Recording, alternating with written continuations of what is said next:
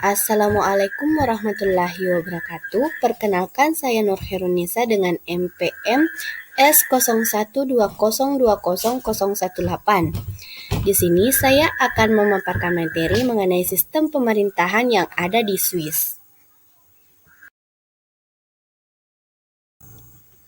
Swiss secara resmi bernama Konfederasi Swiss, adalah negara federal berisi 26 kanton di Eropa Tengah yang berbatasan dengan Jerman di utara, Prancis di barat, Italia di selatan, Liechtenstein dan Austria di timur.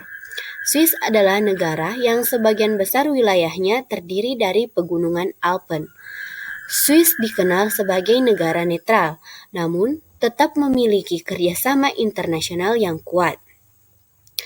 Adapun sistem pemerintahan yang dianut oleh negara Swiss adalah Republik Federal Direktorial yang bersistem demokrasi semi langsung.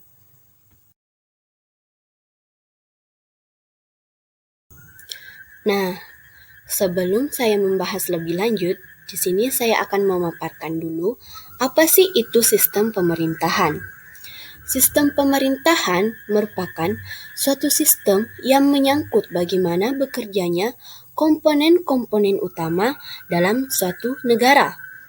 Sistem pemerintahan juga diartikan sebagai alat yang mengatur jalannya pemerintahan sesuai pada kondisi suatu negara, dengan tujuan menjaga kestabilan negara.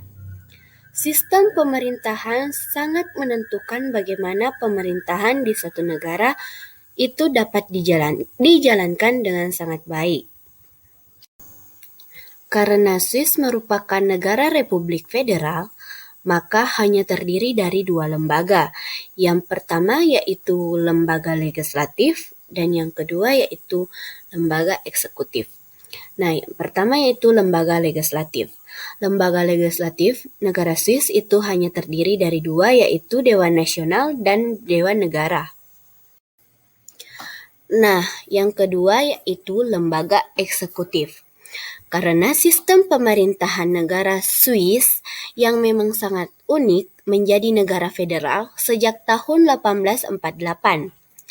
Negara Swiss menganut sistem demokrasi langsung, yang pemerintahannya terdiri dari 7 anggota yang dipilih oleh Federal Assembly atau Majelis Federal.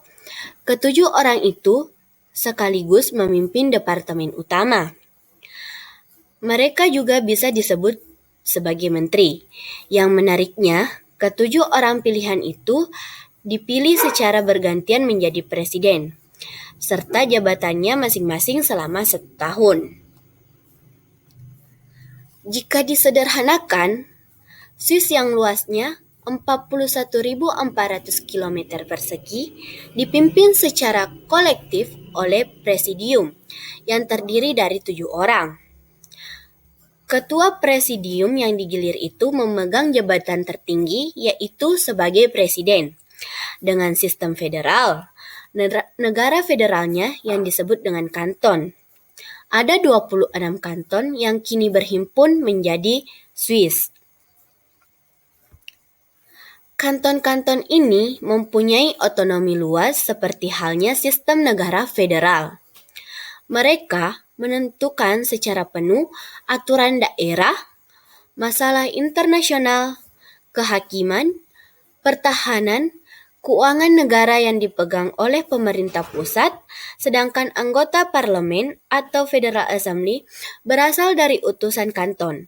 Mereka inilah yang menentukan 7 menteri utama yang menjadi presiden secara bergiliran. Presiden sebagai kepala negara juga merangkap sebagai Perdana Menteri.